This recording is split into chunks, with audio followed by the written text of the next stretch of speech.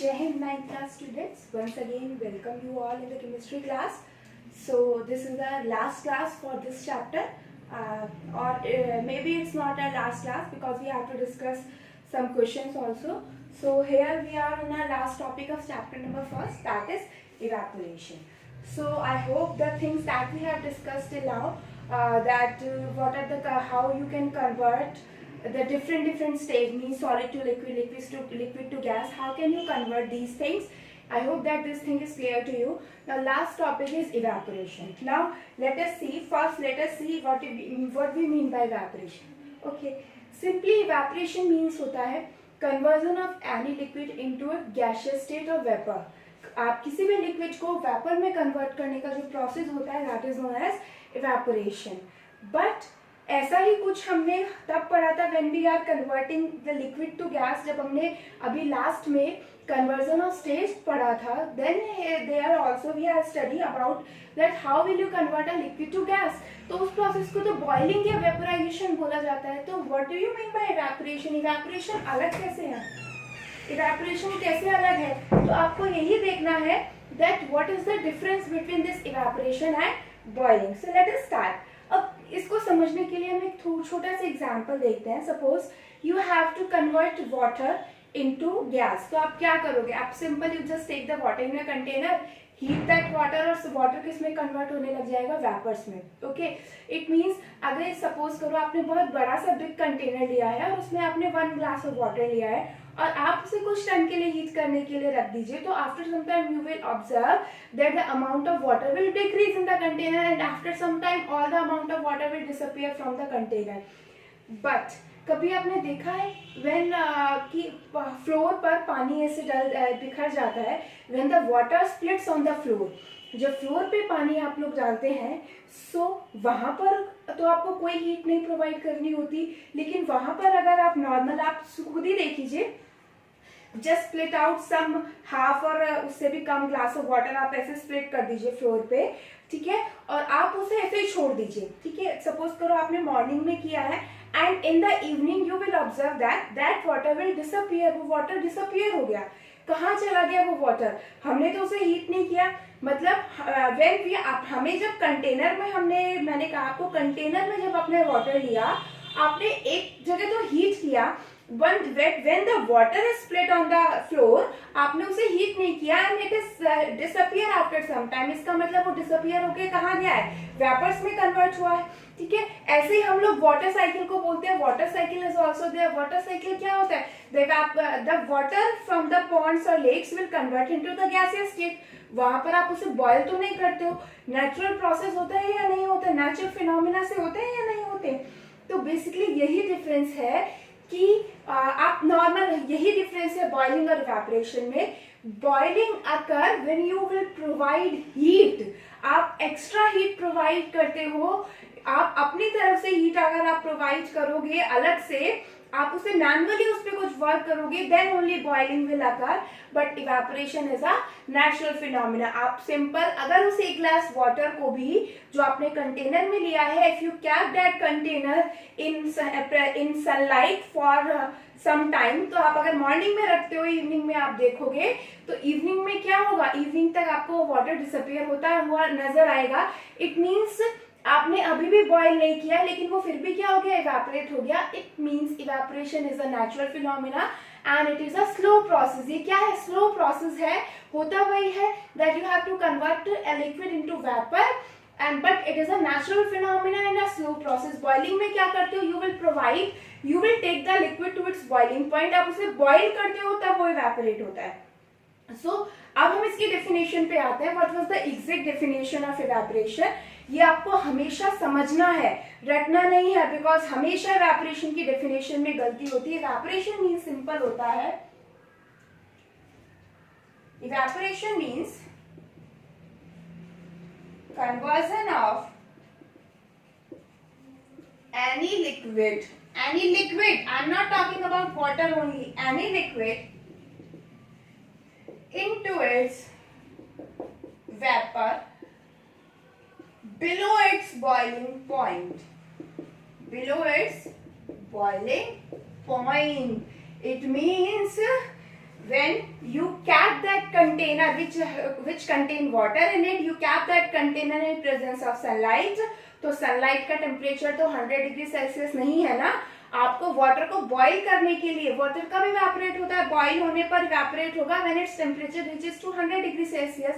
But if you cap that same amount of water in presence of sunlight, तो sunlight तो आपको 100 degree Celsius temperature नहीं provide नहीं कर रही ना. आप कैसे सर्वाइव करवाओगे अगर सनलाइट से हमें 100 डिग्री सेल्सियस टेम्परेचर अर्थ पे मिल गया तो? It means that will occur the evaporation, the conversion of liquid to vapor will occur below its boiling point, and this is the exact definition of evaporation. हम यहाँ पर सिर्फ water की बात नहीं कर रहे, we will talk about all the liquids. The process of conversion of any liquid into its vapor state below its boiling point. अब मतलब water 100 डिग्री सेल्सियस से पहले vapors में convert हो गया, that is known as boiling point, that is known as evaporation. Okay. अब ऐसा कैसे हो जाता है बच्चा दैट कि आपका वाटर बॉयल होने से पहले इवेपोरेट हो गया? तो इसीलिए हमें इवेपोरेशन में कुछ और चीजों को पढ़ना है. We have to discuss some important points and the phenomena behind the evaporation, कि होता कैसे. वहां तो हमने देख लिया बॉइलिंग में, तो you provide heat, attraction will start to break down and vapor liquid converts to vapor state. But evaporation में तो आप इतना हीट नहीं प्रोवाइड कर रहे ना, वो सनलाइट ही प्रोवाइड हो रही है या नेचुरल हीट ही आप प्रोवाइड कर रहे हो. तो वहां कैसे आपका इवेपोरेशन, वहां कैसे बिलो कन्वर्जन हो जाता है लिक्विड का वेपर स्टेट में? So that we have to discuss. So firstly just look at the definition of evaporation once again. Conversion of any liquid into its vapor below its boiling point. Example, water spreads on the floor, disappear itself after some time. और दूसरा example आप transpiration process ले सकते हो. Transpiration means क्या होता है? The conversion of water, the disappearance of water from the leaves of the tree. जो लीव्स होते हैं उसमें वाटर प्रेजेंट होता है, that water will convert into the gaseous state. वहां तो आप थोड़े ना कि you just burn the tree और उससे आपका वाटर इवेपोरेट हो रहा है, नेचुरल है ना. So that means that is also an example of evaporation phenomena. So I hope that these two examples are clear to you. Transpiration and disappearance of water from the floor itself. Transpiration means conversion of water into water vapors from the leaves of the trees. So I hope these two examples are clear to you. Now let us see how evaporation will occur. कैसे होता है evaporation? Okay. बहुत important topic है बेटा, इसको just listen it carefully. Evaporation कैसे होता है? इवेपोरेशन मैं अब लिख देती हूँ. How does it occur, how does it occur. So let me explain it to you. Suppose it's a container which contain any liquid. I am talking about any liquid. मैंने थोड़ा दूर दूर पार्टिकल्स को बनाया है. Now you will able to understand कि मैंने ऐसा क्यों किया, बिकॉज लिक्विड में थोड़ा अट्रैक्शन कम होता है, तो इसलिए मैंने थोड़ा दूर बनाया पार्टिकल्स को.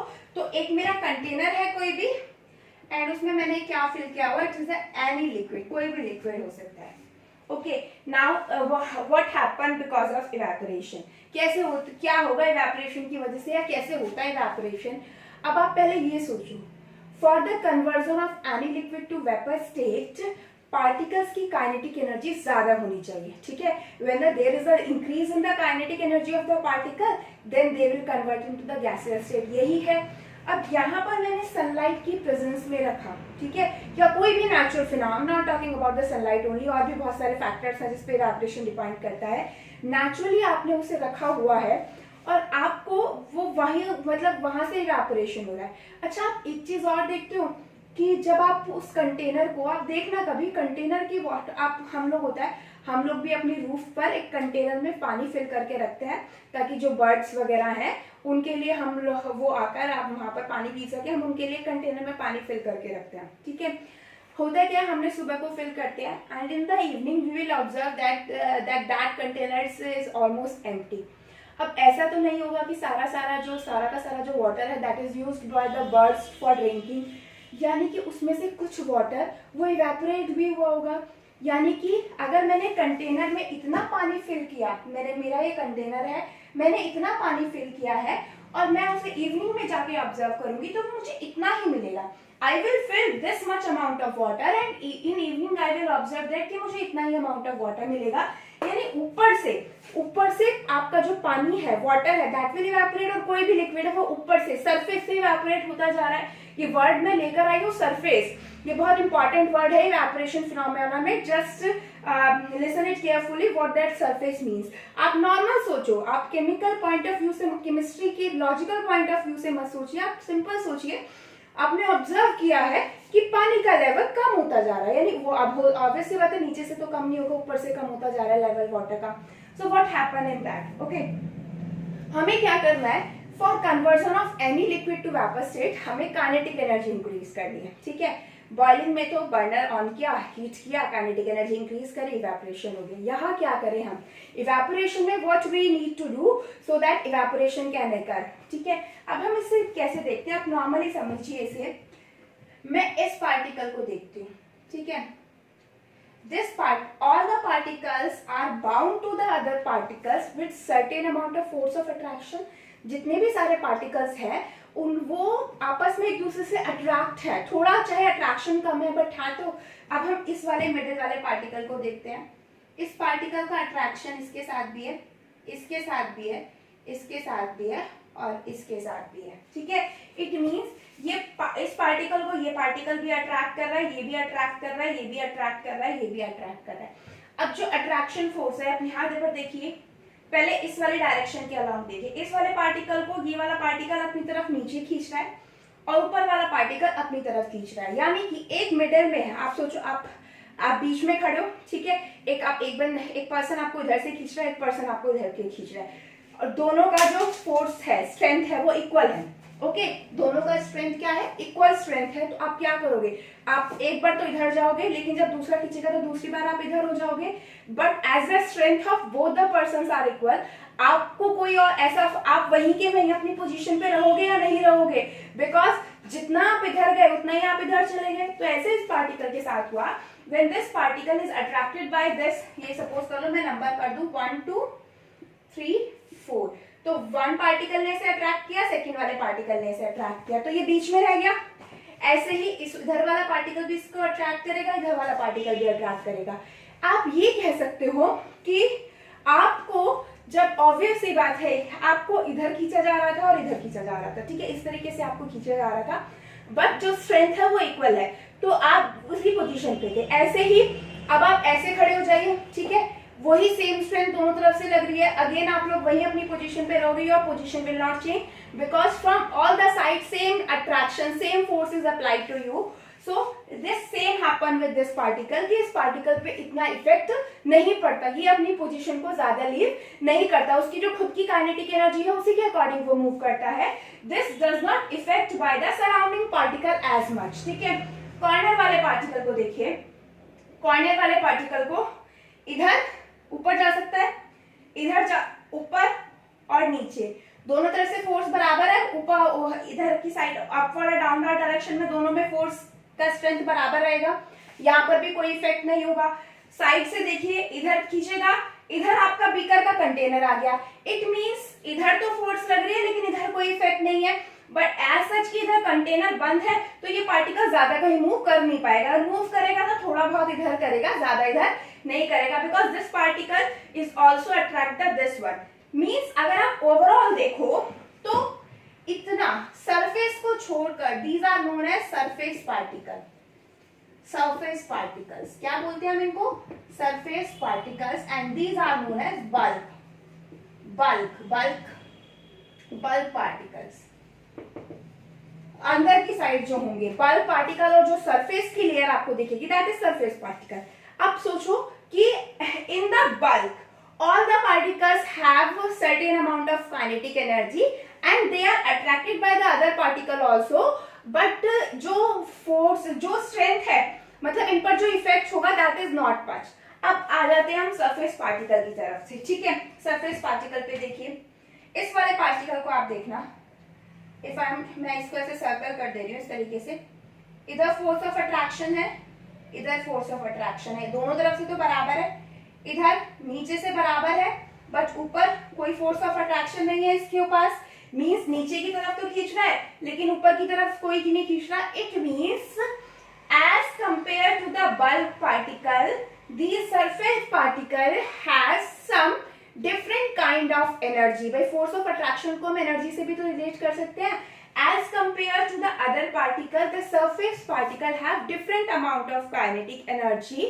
अब इसी different amount of kinetic energy की वजह से वो क्या होने लगते हैं, evaporate होने लगते हैं. कैसे आप सोचिए, सुनिएगा बेटा.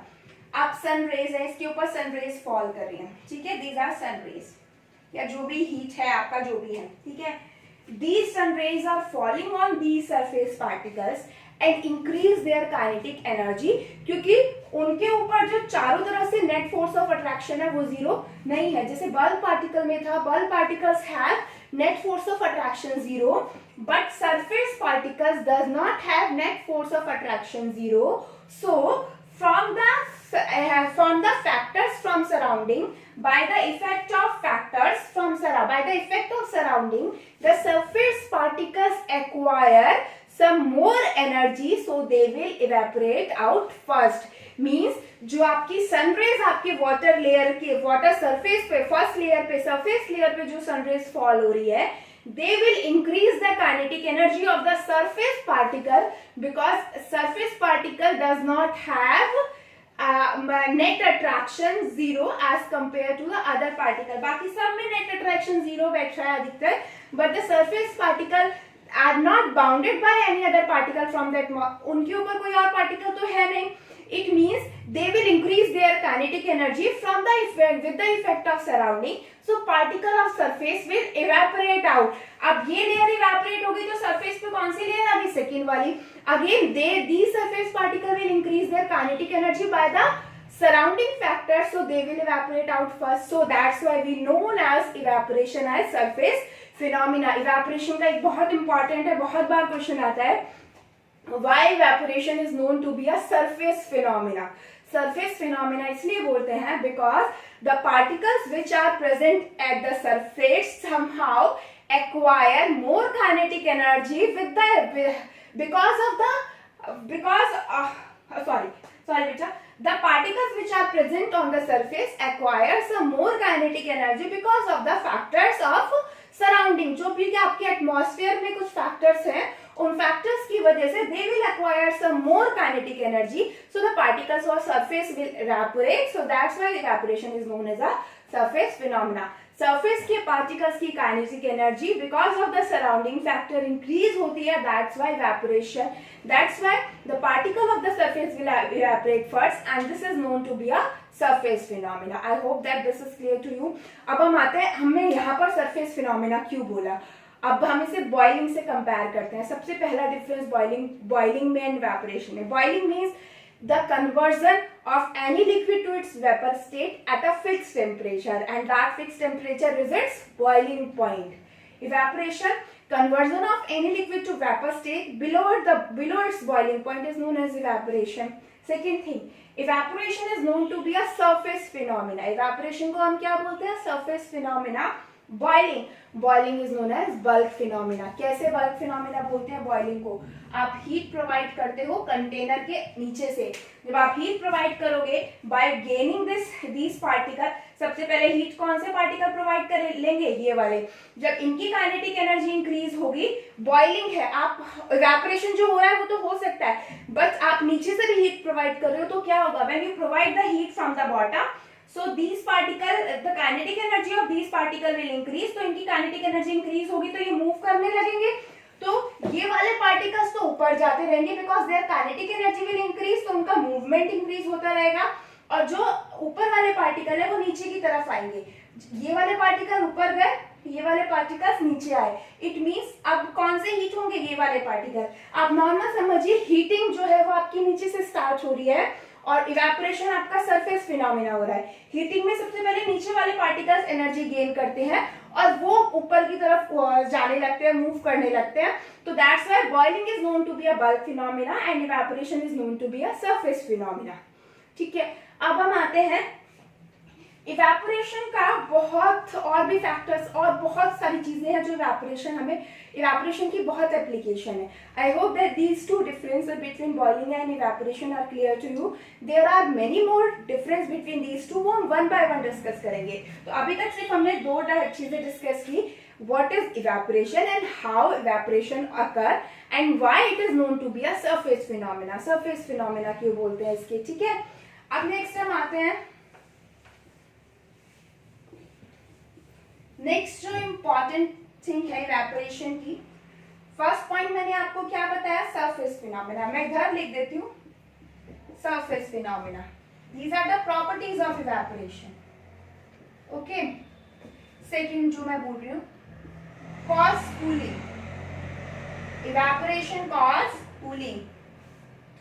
क्या हीटिंग से कूलिंग होती है, बॉइलिंग से? आप हीट करो और कूल हो जाए, कूलिंग हो जाए, नहीं होती ना.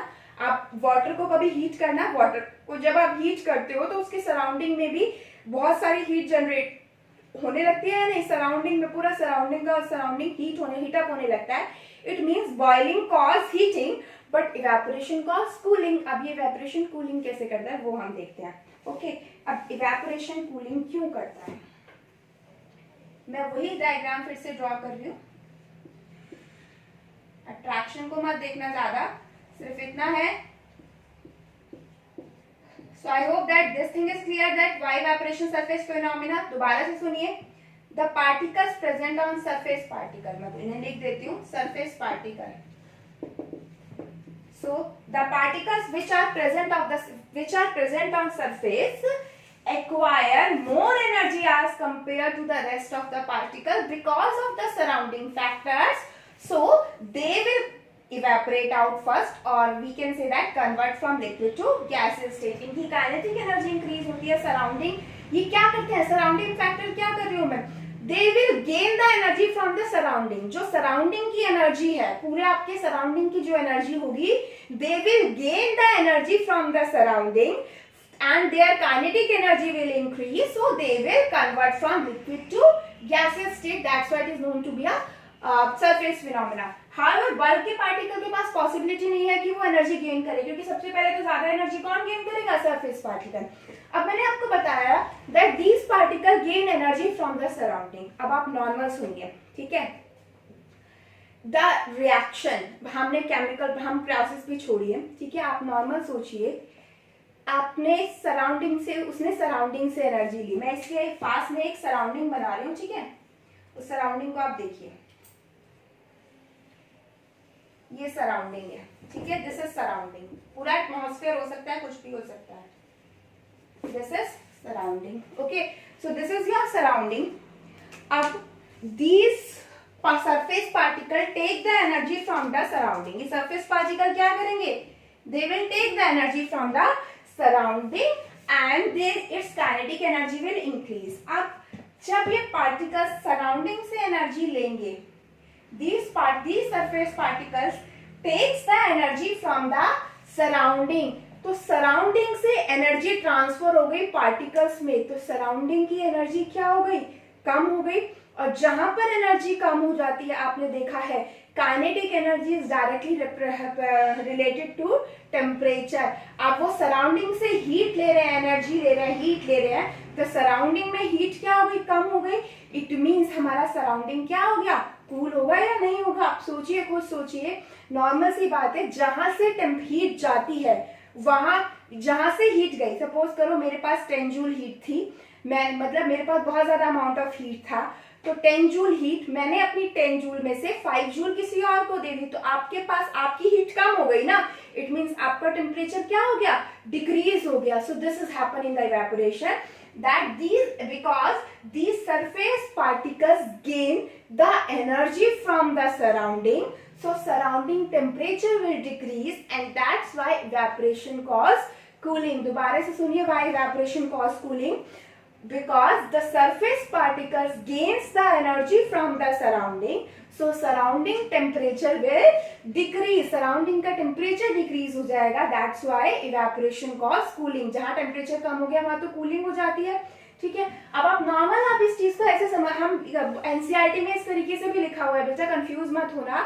That particle gain energy from surrounding to regain their lost energy. इसका मतलब आप ये भी समझ सकते हो कि इवेपोरेशन जब तक पूरा नहीं होगा, भाई इन पार्टिकल्स ने एनर्जी ली, ये इन्होंने एनर्जी ऑब्जॉर्व करी, इन्होंने गेन करी ना एनर्जी, क्योंकि इनके पास इतनी एनर्जी नहीं थी, ऑलरेडी ये अनस्टेबल थे क्योंकि सरफेस पे प्रेजेंट है, अनस्टेबल है, so they will gain the energy from the surrounding. अब ये तो इवेपोरेट हो गए, अब दोबारा कौन से आ गए, ये वाले पार्टिकल, सेकंड लेयर वाले पार्टिकल सरफेस पे आ गए। नाउ अब इनकी एनर्जी थोड़ी सी कम होगी बाकी पार्टिकल से, तो ये वाले पार्टिकल्स भी सराउंडिंग से एनर्जी लेंगे। It means particles continues to gain the energy from the surrounding, that's why surrounding temperature will decrease and evaporation cause cooling. अब ये जो फैक्टर है ना, इवेपोरेशन कॉज कूलिंग, इसके बहुत सारे फैक्टर्स आते हैं। अब हमने बोल दिया evaporation cause cooling, but boiling cause heating, क्योंकि जब बॉइल होता है, आपने देखा होगा जब बॉइल होता है, it will transfer the heat from to the surrounding. आप वाटर को बॉइल करके देख लीजिएगा, आप वाटर को हीट करिए, हीट करने में आप देखोगे जो वाटर की जो हीट है वो सराउंडिंग में आपकी इंक्रीज होने लगती है, सराउंडिंग में आने लगती है। That's why we can say that evaporation boiling cause heating. और हम ये भी कह सकते हैं that evaporation is an endothermic process and boiling is an exothermic process. अब यहाँ पे फर्क है, जिसका इवेपोरेशन हुआ उसका टेम्परेचर कम नहीं हुआ। इवेपोरेशन कॉज कूलिंग का मतलब क्या है, ये बहुत कंफ्यूज करने वाली चीजें होती हैं बेटा, आप लोगों को बहुत कंफ्यूज रहते हैं, ध्यान से सुनिए। इवेपोरेशन कॉज कूलिंग, इवेपोरेशन की वजह से कूलिंग होती है, लेकिन कूलिंग उस कंटेनर में नहीं हुई, कूलिंग सराउंडिंग में हुई है। Evaporation cause cooling to the surrounding, okay. उस कंटेनर ने तो सराउंडिंग की हीट को एब्जॉर्ब किया। भाई ये सराउंडिंग कूल कब हुई, when this container absorb energy from the surrounding, so we can say that evaporation is an endothermic process. Endo means enter, thermic means heat. इसमें हीट का एंटर हुआ, इसमें हीट का एंटर हुआ, जिसकी वजह से क्या हो गया, इवेपोरेशन हो गया। बट बॉइलिंग को आप हीट करते हो, आपने हीट किया, ठीक है, आपने उसे हीट प्रोवाइड की, लेकिन बाद जितना आप हीट प्रोवाइड कर रहे हो, बॉइल होने के बाद वो उतनी हीट ट्रांसफर कर देता है सराउंडिंग में या नहीं करता, भाई स्टीम में आ जाते हैं। इवेपोरेशन होकर जब आप वाटर को बॉइल करते हो, it will converts to the steam, वो स्टीम बाहर आती है, जब वो स्टीम बाहर आ गई तो स्टीम में काइनेटिक एनर्जी बहुत ज्यादा होगी। It means that steam cause to increase the temperature of the surrounding, इसलिए हम कहते हैं boiling is an exothermic process. Exo means exit of heat. यहाँ देखिए, यहाँ इसने एनर्जी गेन की, इसने एनर्जी गेन की, एंडोथर्मिक हो गया प्रोसेस, और इसने सराउंडिंग को क्या कर दिया, कूल कर दिया। लेकिन बॉइलिंग में जितना हीट आप प्रोवाइड करा रहे हो उतना ही हीट वो बाद में रिलीज कर देता है। यहाँ पर ऐसा कोई रिलीज नहीं हो रहा, बल्कि उससे ज्यादा वो हीट वापस रिलीज करता है एटमॉस्फेयर में। That's why boiling is exothermic process. So this is the third point. Evaporation is endothermic and boiling is exothermic. बहुत ध्यान से सुनने वाली चीजें हैं, कंफ्यूज मत होना, ठीक है। So this is the third difference between boiling and evaporation. Okay. अब हम देखते हैं कि हमने कहा इवेपोरेशन कॉज कूलिंग, ठीक है, तो ये जो इवेपोरेशन कूलिंग कॉज करता है, अब ये जो इवेपोरेशन प्रोसेस है, ये जो इवेपोरेशन ने कूलिंग को कॉज किया, इसके बहुत सारे एग्जांपल्स मैं अभी आपको दूंगी विद इन 2 or 3 मिनट्स। लेकिन उससे पहले हम जरा कुछ फैक्टर्स डिस्कस कर लेते हैं on which evaporation depend, which effect the evaporation basically.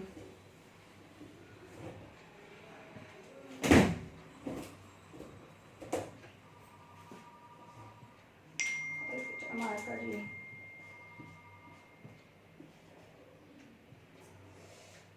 ही नहीं चल रहा बेटा,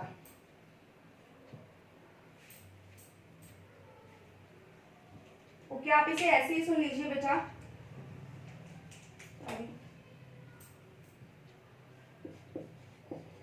फैक्टर्स अफेक्टिंग इवेपोरेशन, आप इसे सुन लीजिए, मैं आपके साथ नोट्स शेयर कर लूंगी। Factors affecting evaporation. What are the different factors which affect evaporation? सबसे पहला टेम्परेचर। आपने देखा होगा अगर आप वाटर को स्प्लिट कर देते हो फ्लोर पे, So in summer the evaporation rate will be higher, in winter evaporation rate will be slower. तो सबसे पहला फैक्टर कौन सा होता है इवेपोरेशन को इफेक्ट करने वाला? टेम्परेचर. अगर सराउंडिंग का टेम्परेचर ज्यादा है तभी इवेपोरेशन फास्ट होगा. So higher the temperature higher will be the evaporation. Second factor आपका क्या होता है? Second factor is wind speed. Wind speed means हवा. आपने देखा होगा when you have to dry the clothes, हम लोग कपड़े सुखाते हैं ना, we have to dry the clothes. तो अगर हवा बहुत तेज है, wind speed is higher, तो आपकी clothes बहुत जल्दी dry हो जाते हैं. क्यों? That wind will takes up the water molecule away with itself. अपने साथ बाहर ले जाती है. That wind will take these water vapors away. तो वो दूर लेके जाके जाएगी उन वाटर वेपर्स को. So higher the wind speed higher will be the evaporation.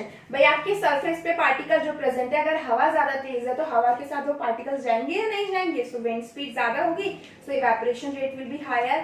Third that is very much important is humidity. Humidity means क्या होता है? Humidity means the saturation. Humidity means the amount of water vapors present in the atmosphere. Means saturation. The saturation of the atmosphere with water vapor, that is humidity. आपने देखा होगा rainy season में humidity बहुत ज्यादा होती है. क्यों? Because our atmosphere is so much saturated with the water vapor. Saturated means excess amount of water vapors. उससे ज्यादा water vapors को वो absorb नहीं कर सकते. तो आप खुद ही देखिए evaporation जो होता है तो वो सरफेस के पार्टिकल्स कहाँ जाते हैं? लिक्विड के एटमॉस्फेयर में.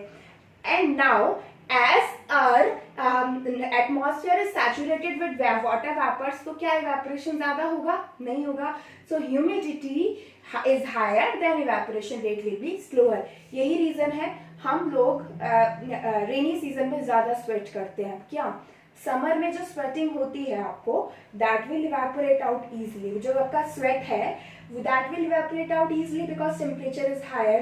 But in rainy season, because of the humidity बहुत ज्यादा होती है, तो that sweat is not evaporate into the atmosphere. वो evaporate नहीं हो पाता, इसलिए हमें लगता है स्वेटिंग ज्यादा हो रही है. स्वेटिंग तो अभी भी वही है, बट ज्यादा जो आपके नॉर्मली मई जून होता है, इसमें क्या होता है? टेम्परेचर ज्यादा है तो इवेपोरेशन भी ज्यादा से ज्यादा होता है. बट रेनी सीजन में क्या होता है? इवेपोरेशन नहीं होता स्वेट का, तो हमें लगता है वी स्वेट मोर और वी प्रेस्पायर. प्रेस्पायर मीन्स ये होता है sweating. We perspire more in rainy season as compare to summer. Okay, तो I hope that these factors are clear to you. Temperature, humidity, okay, and wind speed हो गया, और आपका surface phenomena हो गया. सरफेस फिनोमिना, ओके, हाँ, surface phenomena और more important thing is that बेटा, जितना ज्यादा सरफेस एरिया होगा इवेपोरेशन रेट उतना ज्यादा होगा. मींस सरफेस एरिया ज्यादा होने का मतलब क्या होगा? सरफेस पे पार्टिकल ज्यादा होंगे.